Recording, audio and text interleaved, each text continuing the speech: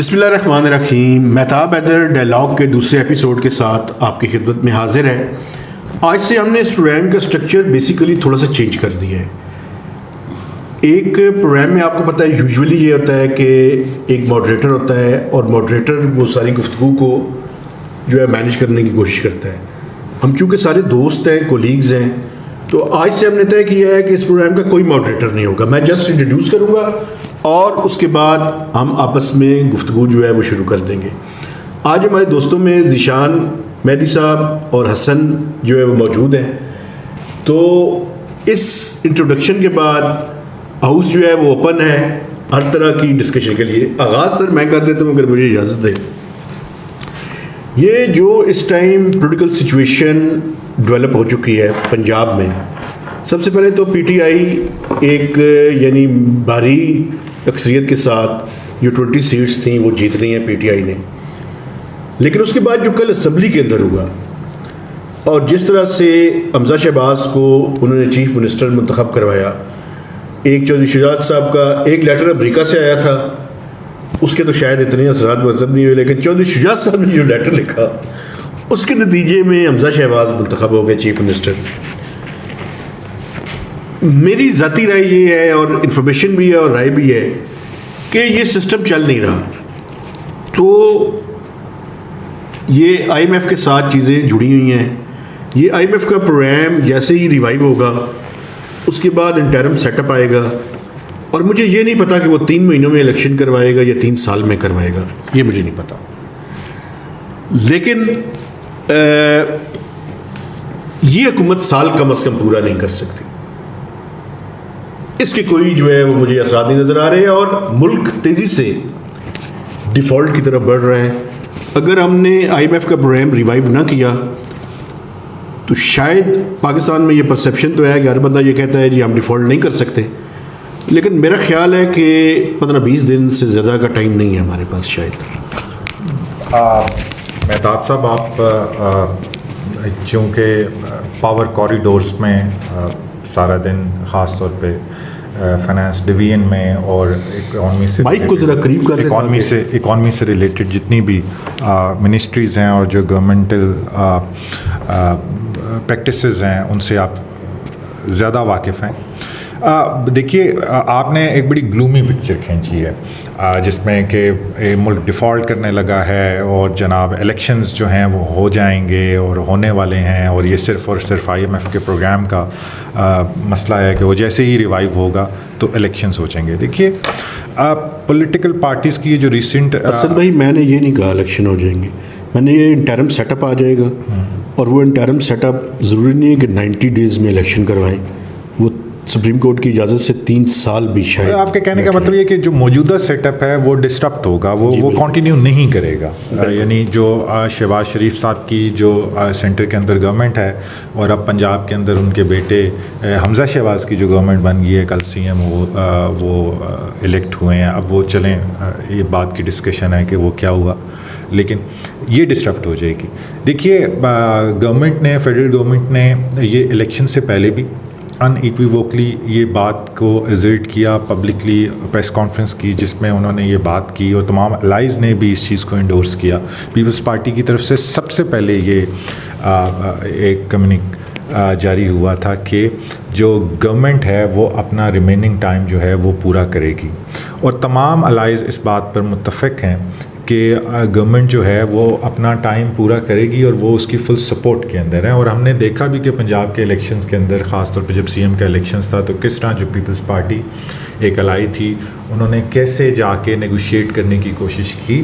चौधरी शुजात के घर में वो चले गए। लेकिन हसन भाई आप ये नहीं समझते कि इस टाइम ज़्यादा इम्पॉर्टेंट ये है कि चूँकि सारा मामला सुप्रीम कोर्ट में पहुँच चुका है तो सुप्रीम कोर्ट इसको इंटरप्रेट करेगी कि डिफेक्शन की जो 63A है उस पे सारी डिबेट चली गई है।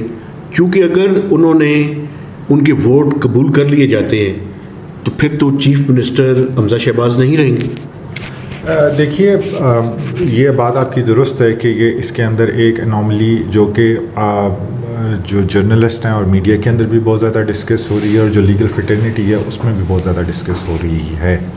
मैं इस हवाले से आपको एक बात कह के आगे चलूँगा कि कल सलमान अकरम राजा की ट्वीट थी जिसमें उन्होंने बोला कि नहीं, सुप्रीम कोर्ट ये बात डिफ़ाइन या डिटरमिन कर चुकी है ऑलरेडी इस क्वेश्चन को कि जो पार्लियामेंट्री पार्टी है और जो पार्टी चीफ है वो पार्टी चीफ ही पार्लियामेंट्री पार्टी का चीफ होता है। ठीक है, इस पर रीमा उमर ने ट्वीट की थी जिसके रिप्लाई में सलमान अकरम राजा ने ये बात की, और रीमा उमर ने भी कुछ जजमेंट साइट की थी जो कि 2018, अगर मैं आपको उसमें बता भी देता हूँ कि वो जजमेंट्स हैं जिसमें उनके ओपिनियन के मुताबिक ये क्वेश्चन सेटल्ड है। उनके बकौल PLD 2018 सुप्रीम कोर्ट 366 जो है उसमें नवाज़ शरीफ, जिसमें उनको पार्टी हेड एज पोजीशन रखने से बाहर किया गया था, उसके अंदर मैं वो उन्होंने रिप्रोड्यूस भी किया, मैं पढ़ के, the words party head has been defined in article 63A of the constitution to mean any person by whatever name called declared as such by the party. The party head typically performs various key functions, including but not limited to forming the central working committee, appointing a central executive committee, heading the central parliamentary board of the party, being a leader of the parliamentary party and other pivotal functions, it can safely be said. अब ये PLD 2018 supreme court 366 जैसा कि मैंने पहले coat किया, इसके अंदर ये क्वेश्चंस जो हैं सुप्रीम कोर्ट ने ऑलरेडी एड्रेस कर चुकी है। लेकिन फिर भी हाँ, ज़ाहिरी बात है कि जो एग्रीव्ड पार्टी है जैसे कि PTI और PMLQ हैं, वो लगता है कि वो कोर्ट में जाएंगे और कोर्ट इसको अपने ही प्रीवियस ओपिनियंस को वो रीट्रेट करेंगे या रिजल्ट करेंगे या इस पूरे डिबेट। शाह साहब, मैं इसमें थोड़ा सा इंटरप्ट करूंगा। मुझे इजाज़त दें। ये देखिए ना, आप जो एजाज़ उल हसन साहब की ऑब्जर्वेशंस आई हैं वो तो मुझे PTI के हक में जाते हुए नज़र आ रहे हैं। सर अभी तो वो कोर्ट में केस अभी आज उन्होंने शायद टेकअप करना है, लेकिन ये जो रीमा उमर साहिबा का ये जिक्र कर रहे हैं, जो पॉलिटिकली एजेंडा के तहत लोग होते हैं वो पॉलिटिकल एजेंडा को ट्वीट्स कर रहे होते हैं और उनके पॉलिटिकल मामलात होते हैं। ये जो उन्होंने ट्वीट किया है, बल्कि मैं तो इसे कहूँगा कि इन्होंने एक पॉलिटिकल एजेंडा को वो करने की कोशिश की है। मामला ये है कि ये जो नवाज़ शरीफ केस था दैट वाज डिफरेंट। ये जो जजमेंट आपने जिक्र की है, मेरी इन्फॉर्मेशन के मुताबिक ये जजमेंट नवाज़ शरीफ साहब को पार्टी हेड रखने के केस में की गई थी, ना कि डिफेक्शन के मामले में की गई थी। ये एक डिफरेंट वो है, और उसमें पार्टी हेड अब जो मेरी अंडरस्टैंडिंग के मुताबिक 63A अमेंडेड 63A है कॉन्स्टिट्यूशन के तहत, उसमें पार्लियामेंट्री हेड जो है वो उसको करेगा, डिफेक्शन का मामले को वो सामने लाएगा और स्पीकर को लिखेगा, और स्पीकर को वो फिर रेफरेंस भेजेगा उसका, और सबसे पहले उनको नोटिस देगा for hearing, show cause notice देगा। तो देयरफॉर ये जो जजमेंट है ये उससे रिलेटेड नहीं है। ये मेरी अंडरस्टैंडिंग के मुताबिक नवाज शरीफ साहब को पार्टी हेड के जब ओहदे से हटा दिया गया था। आपको पता है कि इस वक्त शहबाज शरीफ साहब पार्टी हेड हैं, नवाज शरीफ साहब को वो कायद कहते हैं, वो उनके लीडर उस तरह हैं, लेकिन पार्टी चीफ नवाज शरीफ साहब नहीं हैं। पार्टी चीफ जो हैं, प्रेसिडेंट जो हैं, सबसे पहले वो शहबाज शरीफ साहब है। मैं एक सेकंड कंप्लीट कर लूँ। दूसरी बात इसमें यह है कि पाकिस्तान का पॉलिटिकल कल्चर हो चुका है अब। फौजी के हाथ में जब इक़्तिदार होता है या इख्तियार होता है, वो अपना मिसयूज़ करता है। डिप्टी स्पीकर नेशनल असेंबली ने अपना मिसयूज़ किया, सुप्रीम कोर्ट ने कहा अनकॉन्स्टिट्यूशनल है। डिप्टी स्पीकर प्रोविंशियल असेंबली वो अपनी मनमानी कर रहे हैं। यहाँ पे अगर किसी छोटे से छोटे क्लर्क को भी आप इस सोसाइटी के अंदर इख्तियार दे देंगे तो वो भी ऐसा ही करेगा। वो अपनी जगह बैठ के बादशाह बना होगा, वो 10 बंदों को लाइन लगा के खड़ा कर देगा, वो काम नहीं करेगा, वो मिस यूज़ ऑफ पावर करेगा। ये मसला नून लीग पीपल्स पार्टी PTI से बहुत बड़ा है। ये सोसाइटी का मसला है, ये सोसाइटी का एक कल्चर बन चुका है, miss use abuse of power. और मेरा नहीं ख्याल कि ये ठीक होने वाला मामला है। ये आहिस्ता आहिस्ता 1970s में शायद हालात बेहतर थे, 80s में बुरे थे, 2000 में उससे बुरे थे, और अब सबसे बुरे हैं। ये मामला मुसलसल तबाही और बर्बादी की तरफ जाता मेरे लग ख्याल रहा है। में इस प्रोग्राम के अंदर शुरू से ही मेहताब हैदर साहब ने भी बात बड़ी ग्लूमी और वो डूम्सडे के प्रॉफिट के बात की, और आप भी यही बात कर रहे हैं। मेरे ख्याल में जब सोसाइटीज़ इवॉल्व करती हैं तो उनके बहुत से ऐसे, जिसको हम बोलेंगे कि उसमें जेनथ भी आता है और उसमें नेडर भी आता है, यानी कि 2 पॉइंट्स होते हैं, यानी कि सबसे लो पॉइंट भी आएगा और उसका सबसे टॉप का पॉइंट भी आएगा। इस किस्म की जो अपहीवल्स हैं हमारे पॉलिटिकल एवोल्यूशन के अंदर, ये बिल्कुल अनप्रेसिडेंटेड हैं। ये इस किस्म की हमने सेनेट के इलेक्शंस में देखा जब वोट्स रद्द हुए, उसके बाद हमने जब नो कॉन्फिडेंस मूव आया तब वोट रद्द हुए, एक डिबैकल बना और एक अजीब सा जिसको कहते हैं एक show, a poor show, it was a poor show. और कल भी जो हुआ वो भी हम किसी भी तरीके से एक महज़ब डेमोक्रेटिक माशरे के अंदर या एक सोसाइटी के अंदर हम ये तसव्वुर नहीं कर सकते कि ऐसा होना चाहिए। ये कर्टिसी के अंदर भी बहुत सी चीज़ें होती हैं, पॉलिटिकल पार्टीज़ को ये करनी चाहिए। लेकिन अब हमारा माहौल, ये बात आपकी दुरुस्त है कि माहौल इतना एक्रिमोनियस बन चुका है और इतनी पॉलिटिकल पोलराइजेशन हो चुकी है कि हम स्पेस नहीं देते। जहाँ तक मेरा बात है कि रीमा उमर, देखिए रीमा उमर की जो भी पॉलिटिकल एफिलिएशंस हैं, मैं तो सिर्फ उनको क्रेडिट देने के लिए ये बात कर रहा हूँ कि क्योंकि ये बात उनकी ट्वीट से कल सामने आई तो अब उनको क्रेडिट देना ज़रूरी है, वरना इल्म को चुराना जो है किसी भी सूरत में नहीं है। वहाँ से बात पता चली तो मैंने उनका जिक्र किया, और मैं सिर्फ जजमेंट के हवाले से बात कर रहा हूँ, उनके ओपिनियन की बात नहीं कर रहा हूँ। लेकिन सर एक चीज़ और भी है ना, आप ये देखें कि जब सेनेट के इलेक्शन हुए और चेयरमैन सेनेट के इंतखाब का टाइम था, तो इमरान खान साहब बेनिफिशरी थे उस टाइम वोट चोरी करने के, तो सब कुछ जायज़ था। फिर उसके बाद उन्होंने डिप्टी स्पीकर ने जिस तरह की रूलिंग्स दी, उस टाइम भी चूँकि वो बेनिफिशरी थे तो वो उस टाइम भी बड़ा ठीक था। बलूचिस्तान में जो कुछ हुआ उस टाइम भी वो बेनिफिशरी थे, उस टाइम भी ठीक था। प्रॉब्लम ये है कि अब जो नून लीग कर रही है, अगर इमरान खान के अरसे में वो चीज़ें गलत थी तो आज भी वो चीज़ें गलत है।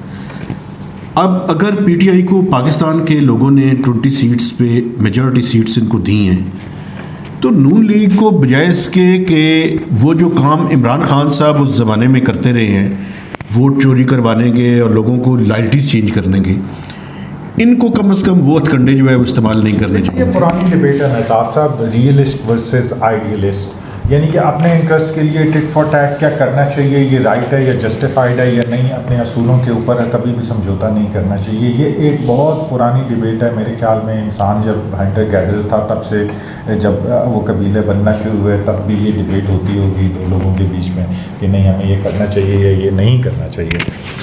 लेकिन ये बात जब हम सिविलाइज माशरे की बात करते हैं तो आपकी बात के साथ मैं एग्री करता हूँ इस हद तक कि कम से कम जो बुनियादी असूल हैं वो उनको कंप्रोमाइज़ नहीं करना चाहिए।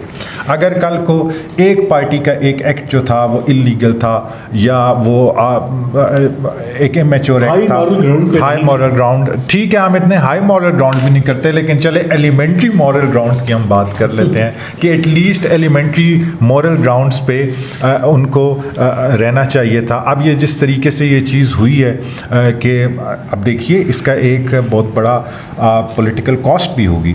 लोग ऑलरेडी ये समझते हैं कि इमरान खान जो है उसके साथ ज़्यादती हो रही है। जो यूथ है और जो उसके सपोर्टर्स हैं, उनके पार्टी के फ़ैन क्लब है, उसमें वो ये समझ रहे हैं कि ज़्यादती हो रही है, और अब वो मज़ीद इस बात पे कन्विंस हो गया है, बल्कि उनके साथ मज़ीद लोग मिल जाएंगे कि वाकई यार सर मैं इसमें थोड़ी सी गुजारिश करना चाहूँगा। जी सवाल भी ज़रा फिर आप दोनों का जवाब।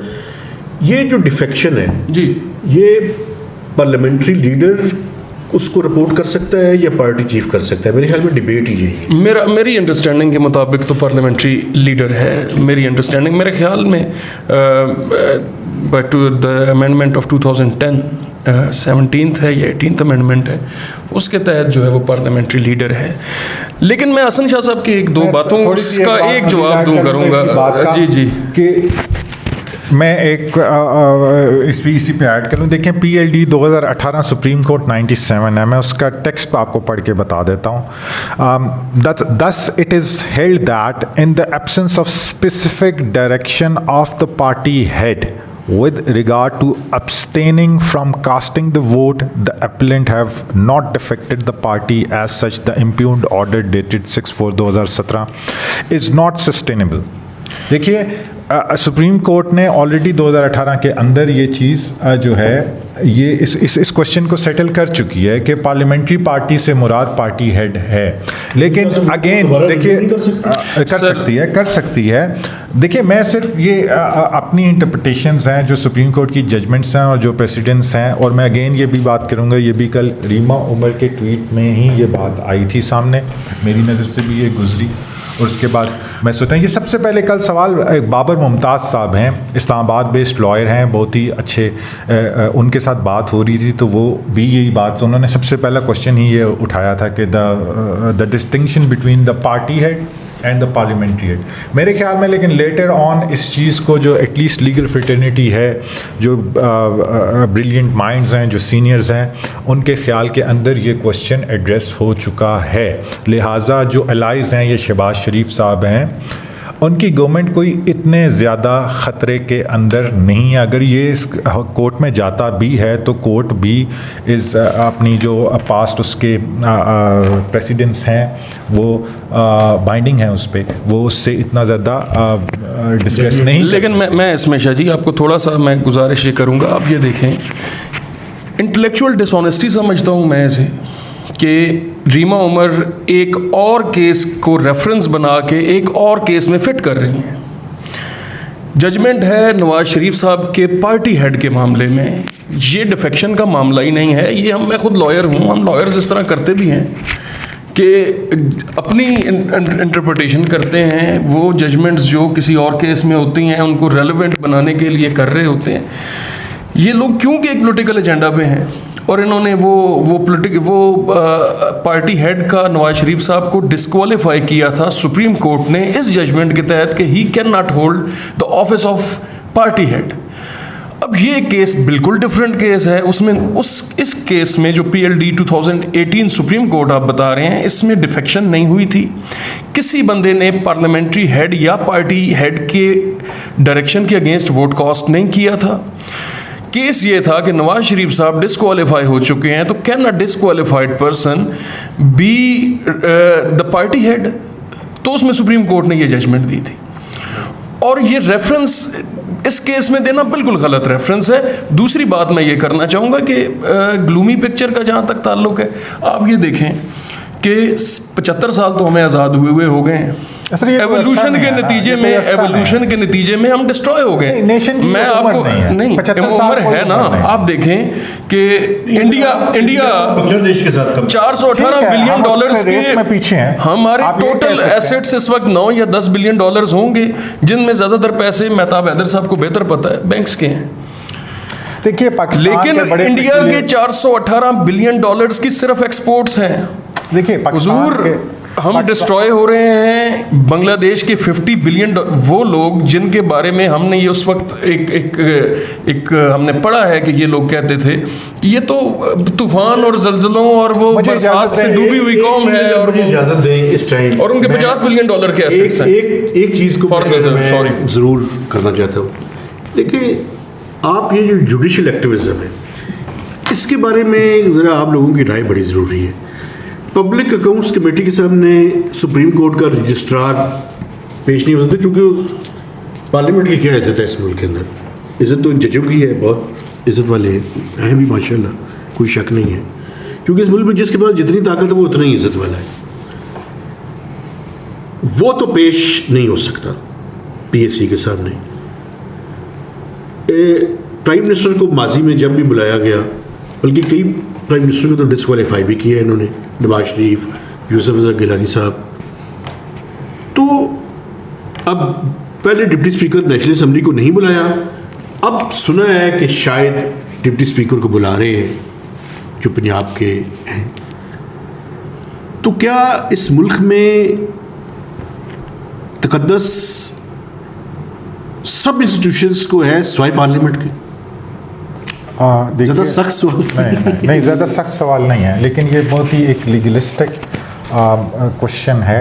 मैं आपके सबसे पहले सवाल में आता हूं तो मैं अपना बहैसियत वकील मैं ये समझता हूं कि जुडिशरी पे जब idea of separation of powers की बात आती है तो बैलेंस ऑफ पावर की भी बात आती है।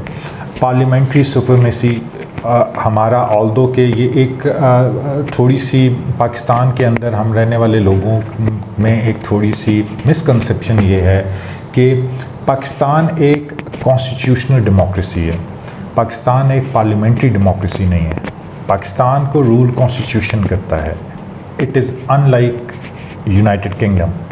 यूनाइटेड किंगडम में पार्लियामेंट की सुपरमेसी है। ठीक।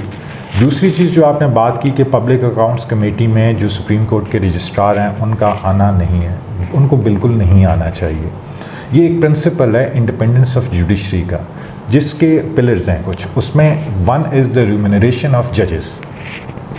जो जजेस की रिम्यूनरेशन है वो अगर ट्रेजरी सेट करेगी या ट्रेजरी उस पर पॉइंट आउट करेगी, ज़्यादा जिद्दी दे रख ले, ट्रेजरी खुद ही मुकर्रर करते हैं, ट्रेजरी पॉइंट आउट करेगी। कॉन्स्टिट्यूशन के अंदर ये चीज़ें दी गई हैं। टेन्योर ऑफ द जजेस भी कॉन्स्टिट्यूशन के अंदर दिया गया है, रिम्यूनरेशन भी दी गई है। ये वो चीज़ें हैं जो यूनिवर्सल हैं पूरी दुनिया के अंदर, अमेरिका के अंदर, कनाडा के अंदर, यूके के अंदर, जजेस की तनख्वाहों के हवाले से और जजेस के टेन्योर के हवाले से कि उनका टेन्योर जो है वो यानी कि not at the sweet will of the government या एग्जीक्यूटिव नहीं हो सकता, वरना जुडिशरी कभी भी इंडिपेंडेंट नहीं हो सकती। ठीक है।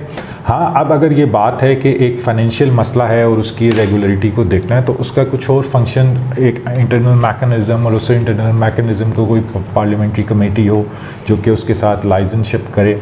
अगर सुप्रीम कोर्ट के रजिस्ट्रार या सुप्रीम कोर्ट की जो ट्रेजरी है, ठीक है, पहली बात तो आपको मैं ये भी ऐड करता जाऊँ कि ये एक federal and provincial consolidated fund से इनकी पेमेंट्स होती हैं, और ये पेमेंट्स जो होती हैं ये ऑलमोस्ट यानी कि एक किस्म की, जिसको आप कहेंगे कि एक गारंटीड पेमेंट होती है, जो भी सुप्रीम कोर्ट के अखराजात होते हैं या सैलरीज होती हैं।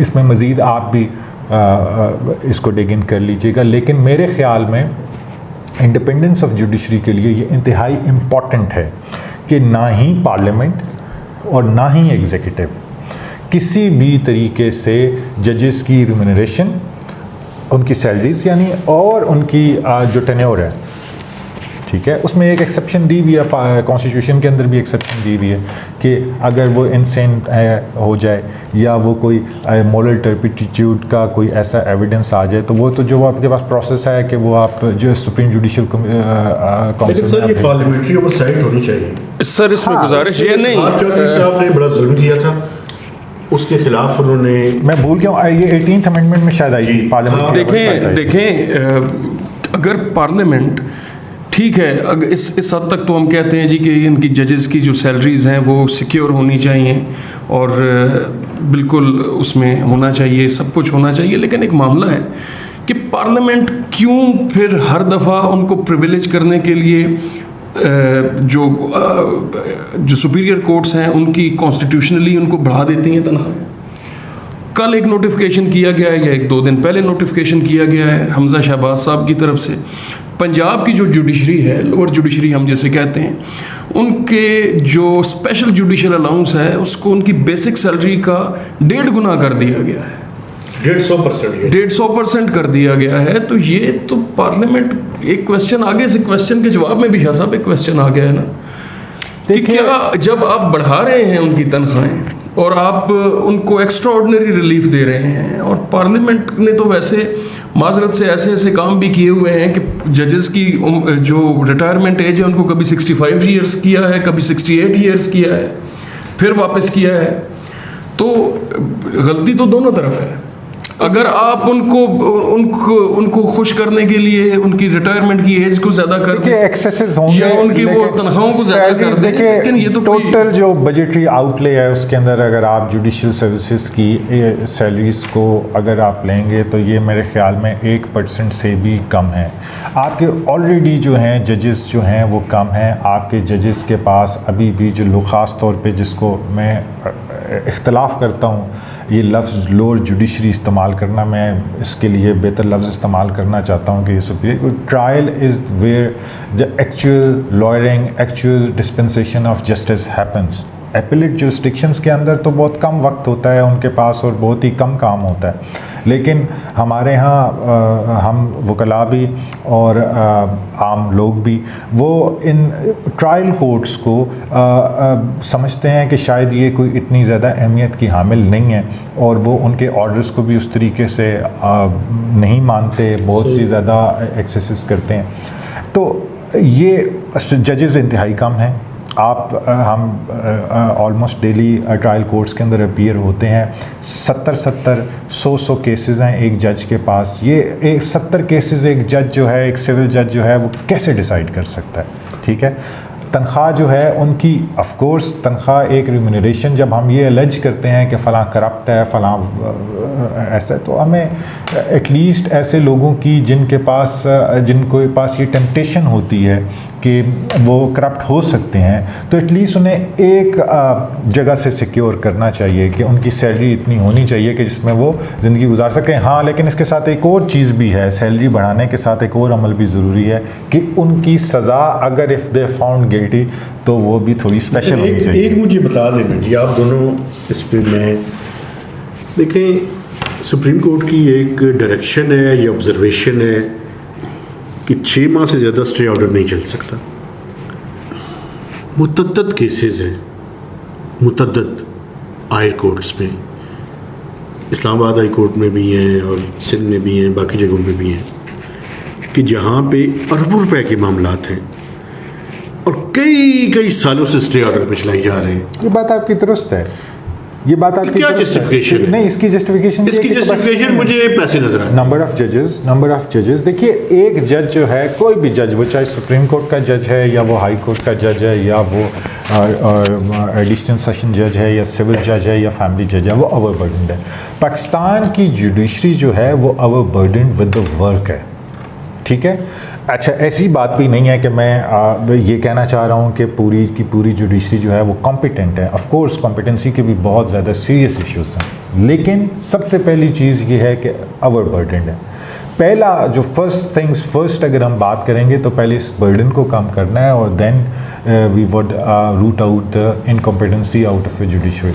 और जी शाह साहब, मैं तो ये समझता हूँ कि ओवरबर्डन का बहाना बना के या उसको किसी भी तरह की जस्टिफिकेशन नहीं हो सकती, कॉम्पिटेंसी पे किसी किस्म की कोई भी वो नहीं की जा सकती। मुझे याद है कि ये जो तनख्वाहें थीं, ये 2007-6 में सिविल जज की तनख्वाह सिविल जज साहब लेते थे 20-22 हज़ार रुपया।